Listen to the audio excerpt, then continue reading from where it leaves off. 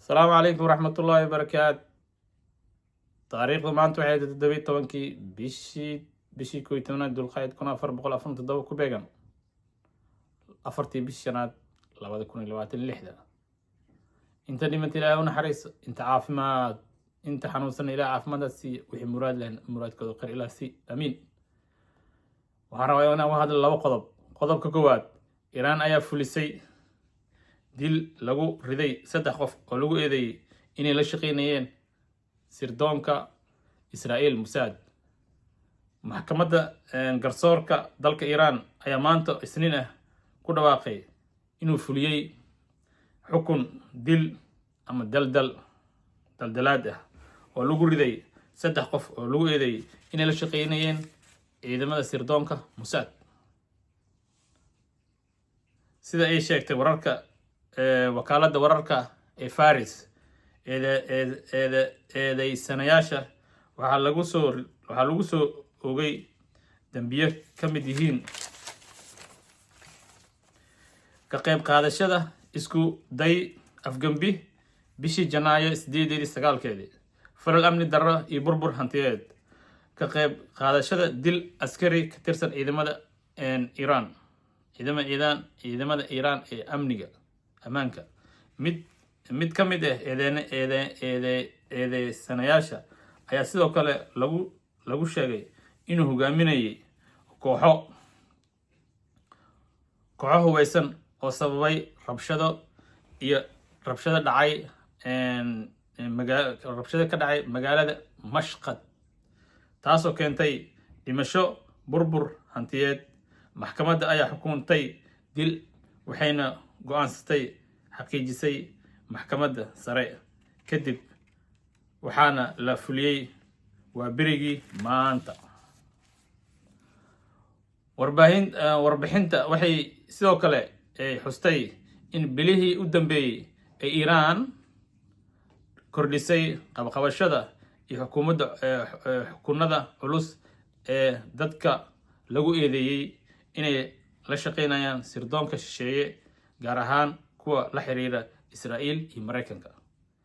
kaas waxaa qodobkii koowaad. qodobka labaad, khabiir amni badda oo sababa howlgalka Mareykanka uu fashilmi karo marinka Hormuz.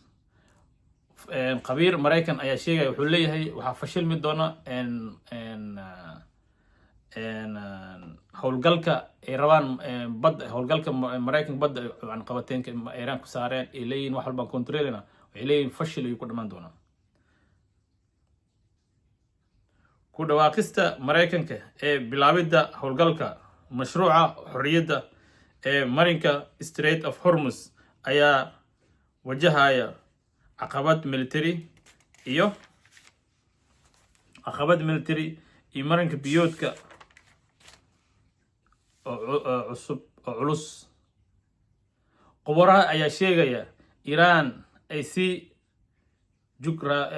juqraafi iyo military ah u maamusho aaga ciidamada Mareykanka ay ku adag tahay inay ku sugnaadaan maraakiibta.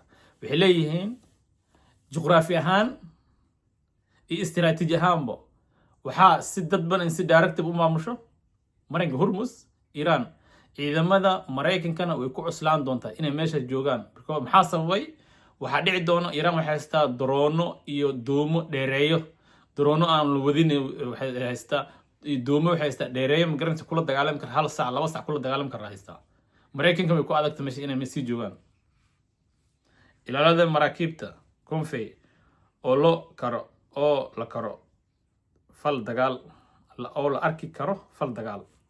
khabiirka amniga badda Mohammed Abdel Wahid ayaa sheegay in howlgalka uu yahay mid siyaasadeed oo tala bixin ku salaysan, balse uusan jirin ilaalin toos oo gudaha Mareykanka.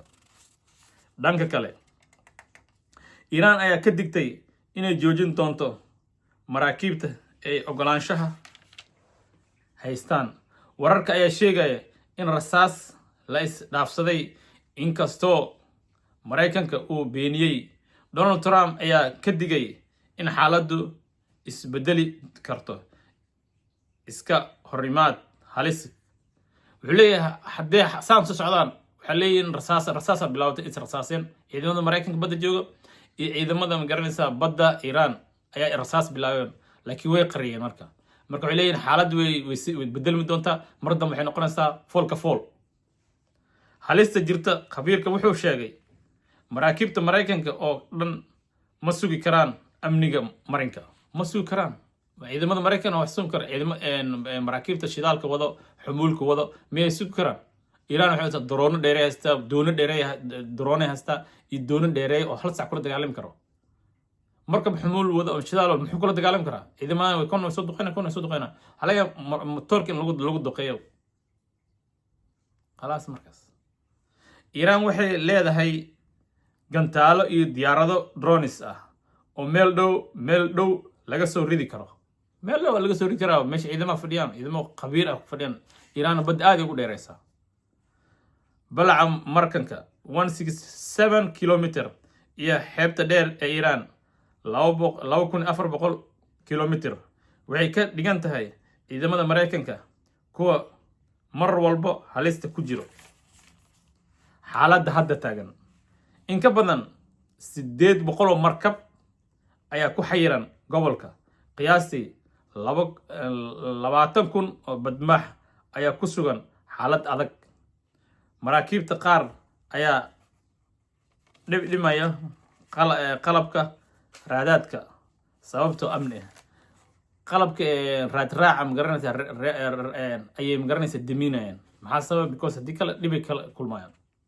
gunaanad khubarada ayaa waxay aaminsan yihiin howlgalka maraykanka uusan shaqayn doonin isku duwidda iiraan ay noqotay mid lama huraan ah lama huraan waa cawska jiilaal ay maqli jireen iiraan lama huraayo in magaran lala heshiimo wax kale ma suurtagalayaan ama nuclear hayso ama gantaalo wado ama ciidamo maraykankeen aday ku taala laakiin iiraan inaad la shaqaysid oo magaran la heshiisid wax dhaama ma jiraan xiisadda gobolka sii kordhayso taasoo saameyn karto ganacsiga caalamka walaal waxaan rabaa inaan labadaas qodob kusoo koobo iiraanna ma sahlano ma dhalisan karo sidii magaranaysa venezuela kale magaranay labada habeenimo ama saddexda kale asi xaasis kale magaranay saa iskala soo qaatay ma aha iiraan waxaa weeyaan dowlad waxaa weeyaan qadiim ah oo magaranaysa xadaarad leh marka igu soo orod ma aha marka walaal waxaan rabaa labada qodob